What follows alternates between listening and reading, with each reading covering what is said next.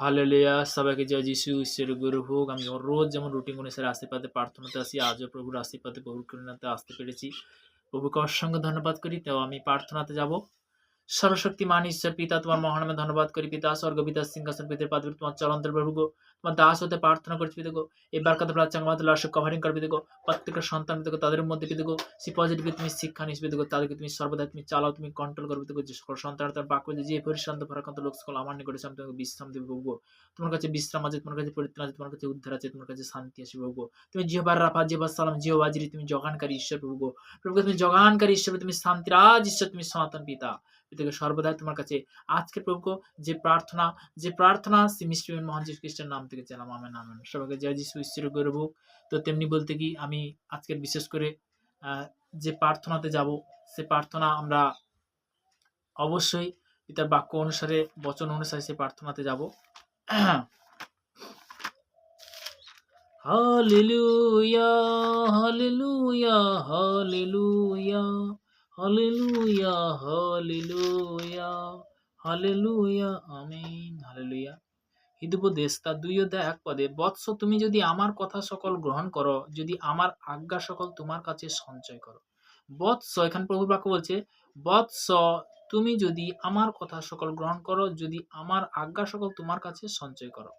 Hallelujah. পিতার আজ্ঞা যখন আমরা সঞ্চয় করি, যখন প্রভুর বাক্য যখন অনুসারে চলি, প্রভু আমাদের কি করে?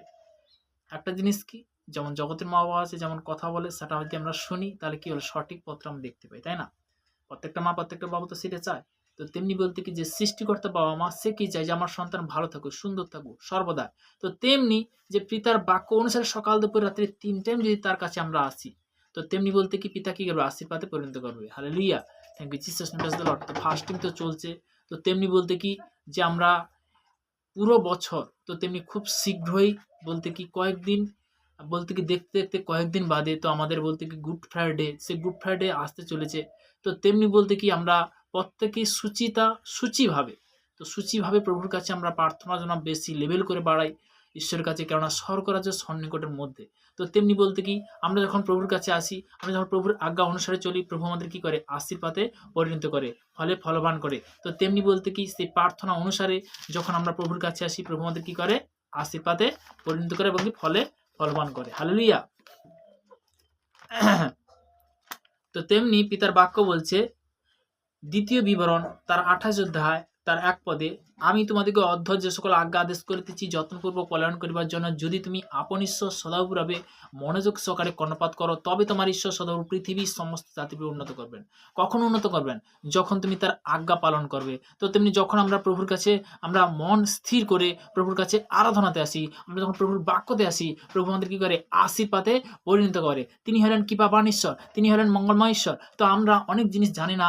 যোহন লিখিত সুসমাচার তার ৯ অধ্যায় ১ পদে প্রভুর কি বচন ওখানে কি বলছে, ১ থেকে ৩ পদ পর্যন্ত, আমরা কোনো ব্যক্তির যেন কুচোখে না দেখি, তাকে যেন সুন্দর চোখে দেখি, তাকে যেন সর্বদাই যেন অন্তর থেকে যেন মাফ করতে শিখি, ক্ষমা করতে শিখি। পিতা তখন কি করবে, স্বর্গরাজ্যে তুমি প্রবেশ করতে পারবে। পিতার বাক্য এখানে বলে গেছে পরিষ্কার। আর তিনি যাইতে যাইতে একজন জন্ম অন্ধকে দেখিলেন, তার শিষ্যরা তাহাকে কইলেন, রব্বি, এ কি পাপ করেছিল ব্যক্তি, না ইহার পিতামাতা যাইতে অন্ধ হয়ে জন্মেছে? যিশু উত্তর করে কইলেন, পাপ এ করেছে কিংবা ইহার পিতামাতা করেছে তা নয়, এই ব্যক্তিতে ঈশ্বরের কার্য যেন প্রকাশিত হয়। হালেলুয়া। তো তেমনি বলতে কি যে আমরা হয়তো একটা জিনিস কি, জগতে যখন ছিলাম তখন বলতে কি জগতের বিষয়ে চলতাম। তো তেমনি বলতে কি পিতার বাক্য বলে গেছে, জগতের মিত্রতা ঈশ্বরের শত্রুতা। তো এখানে জগতের বিষয়ে আমি বলছি না, যারা আত্মিক সন্তান, যারা ঈশ্বরের সন্তান, তারা বলতে কি যে ১ বছর ২ বছর ১০ বছর ১৫ বছর ২০ বছর পরেও কিন্তু সে কিন্তু প্রভুকে ধরেও কিন্তু বুঝতে পারেনি। আমরা যেন প্রভুর হাত না ছাড়ি, কেননা যে প্রভু, যে ঈশ্বর, তার একমাত্র পুত্র সদা প্রভু, তিনি যে সর্বদা আমাদের জন্য কি ত্রাণকর্তা, উদ্ধারকর্তা, আমাদের জন্য কি করছে, তার মনটাকে মানে প্রাণটাকে ত্যাগ করেছে, কেননা আমাদের ভালোর জন্য। তো তেমনি সে ৩ দিন ৩ রাত্রির পর বলতে কি আবারও সে ফিরে এসেছে। তো তেমনি যোহন লিখিত সুসমাচার তার ৯ অধ্যায় ১১ পদে আমরা যাব। ওখানে প্রভুর বচন কি বলছে, রোমিও তার ৯ অধ্যায় ১০ অধ্যায় ১১ পদ। Hallelujah হোসানা, hallelujah, hallelujah হোসানা, hallelujah, hallelujah, hallelujah, hallelujah হোসানা, হোসানা, হোসানা, hallelujah, হোসানা।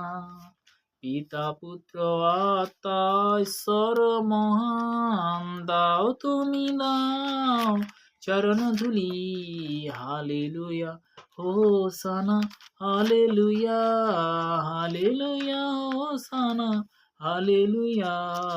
পিতা পুত্র আত্মা ঈশ্বর মহান। রোমিও তার 10-এর 11 পদে প্রভুর বাক্য বলছে এখানে যে রোমিও তার 10-এর 11 পদে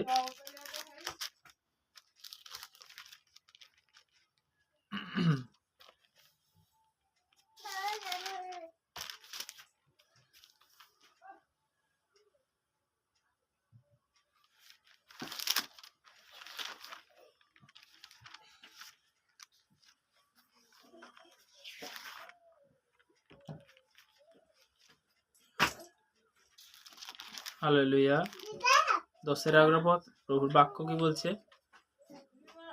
কেননা শাস্ত্র বলে যে কেউ তাহার উপরে বিশ্বাস করে সে লজ্জিত হইবে না। নেক্সট বাক্য বলছে কারণ এখানে পিতার বাক্য বলছে শাস্ত্র বলে যে কেউ তাহার উপরে বিশ্বাস করে সে কখনো কি লজ্জিত হবে না। রোমিও 10-এর 9 বলছে কারণ তুমি যদি মুখে যিশুকে প্রভু বলে স্বীকার করো এবং হৃদয়ে বিশ্বাস করো যে ঈশ্বর তাহাকে মৃতগণের মধ্য হইতে উত্থাপন করেছেন, তাহলে কি বলছে এখানে করেছেন, তবে পরিত্রাণ পাইবে। কারণ লেখা লোকে হৃদয় বিশ্বাস করে ধার্মিকতার জন্য, মুখে স্বীকার করে পরিত্রাণের জন্য।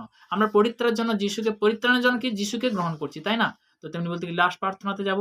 সর্বশক্তি ঈশ্বর পিতা তোমার মহান ধন্যবাদ করি পিতা, স্বর্গপিতা সিংহাসন পিতার পাদবীর তোমার চরণ ধরে তোমার দাস হতে প্রার্থনা করেছি পিতা যিশু সন্তানরা যে আজকের যে তাদের মধ্যে যে পজিটিভের বাক্য যাচ্ছে পিতা মহাম আশীর্বাদ করে তুমি কৃপা করো পিতা। এই প্রার্থনা মিষ্টি মানুষ খ্রিস্টের নাম দিয়ে আমরা সবাইকে জয় যিশু।